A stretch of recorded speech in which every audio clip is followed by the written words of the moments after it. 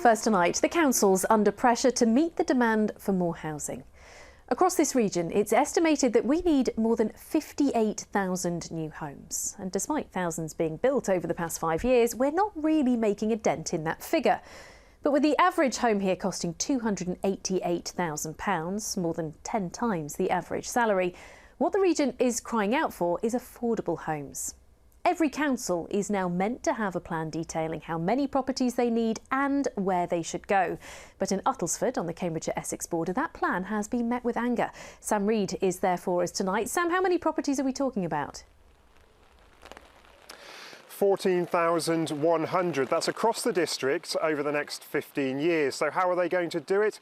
Basically, they want to build 3 garden villages, one near Stansted Airport, one near Braintree and one here in Great Chesterford. I'm not far from the Cambridgeshire border, and there's a consultation on a plan that would eventually see 5,000 new homes here.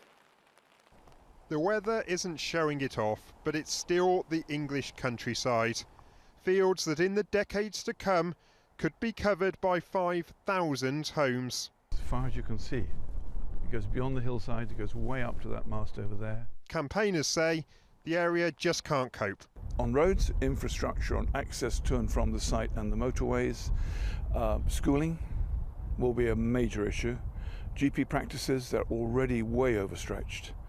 If that doesn't go in concurrent with the building rather than afterwards, then we will have major problems in this area. In the village pub, it's clear feelings are strong. The idea of a village of 5,000 new homes that so far has no infrastructure plans that are built into it as a plan is nonsense. A lot more traffic coming through here. The local train service is reasonable, but the car park at the station is negligible. Almost all of us are concerned about it because it'll just blight the whole area. There's also concern in neighbouring villages like Hinxton, over the border in Cambridgeshire. It's positioned there largely because the farmers who own the land would like to sell it, which is very understandable.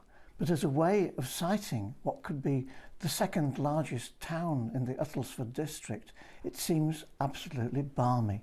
These homes will be one of 3 new garden villages across this part of Essex designed to meet the demand for new homes. But despite all the local opposition, the local district council are pressing ahead.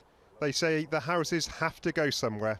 We have to find places for nearly 6,000 homes, and it's probably a fair assumption that people wouldn't want them anywhere. But I think there's also a moral case.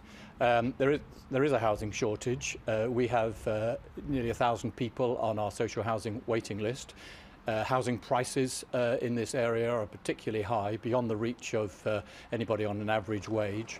It could be 40 years until the full 5,000 homes have an impact here, which is a long time away when many say the shortage of houses is being felt now. Sam Reid, BBC Look East, Great Chesterford. Well, councils were meant to start thinking about their local housing plans back in 2004. So how is it that some authorities still don't have one? I asked Henry Pryor, a housing expert from Hertfordshire.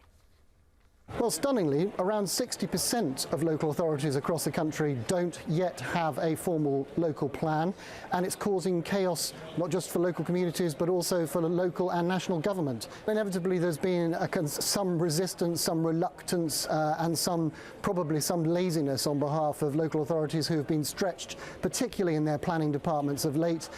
So inevitably that has knocked on to some delays, and indeed, as far as local plans are concerned, some considerable delays as we've seen. We have, of course, seen thousands of homes being built, and yet we still don't seem to have made much of a dent in the housing shortage. Why do you think that is?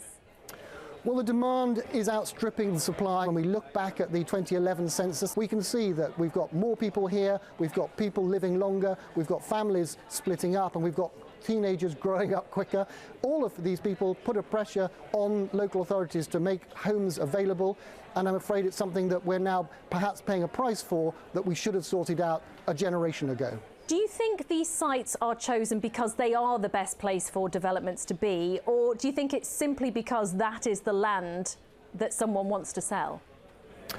I don't think it is the latter. I suspect that local authorities are damned if they do and damned if they don't. Remember that all these new developments, whether they're 1, 2 or 3, 100 units at a time, all require services in the shape of transport, schools, infrastructure like health, and obviously the communication links of roads and railways. We can't satisfy everybody, but of paramount importance today is finding homes for people, as I say, who want to buy homes and rent them. If we want to be critical of what we've done in the past, it's perhaps that we've discussed things for too much length, we've consulted and we've gone out in order to try and appease the vast majority of people, or as many people as we can, and that, I'm afraid, has proved impractical.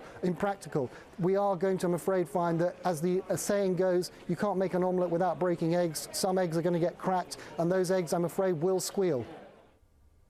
Henry Pryor there.